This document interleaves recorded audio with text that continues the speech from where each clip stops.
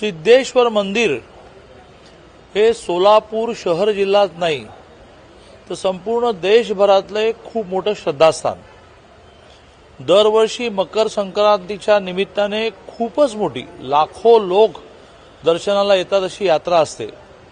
वर्षानुवर्ष सिद्धेश्वर मंदिराच्या समोरचा रस्ता हा वक्फ बोर्डाशी असणाऱ्या मतभेदामुळे राहिला होता.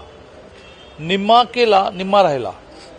वक्फ बोर्डाशी नीट चर्चा होऊन त्यांनी आता परवानगी दिली आणि आता तो 14 जानेवारीच्या आधी पूर्ण करायची सूचना केली की ज्याला मोटरेबल म्हणतो, म्हणजे वाहतुकीस योग्य रस्ता त्यांनी महानगरपालिकेच्या खर्चातून उद्याच करायला सुरुवात करावी आणि 14 जानेवारी नाही 12-13 जानेवारीपर्यंत पूर्ण करावा.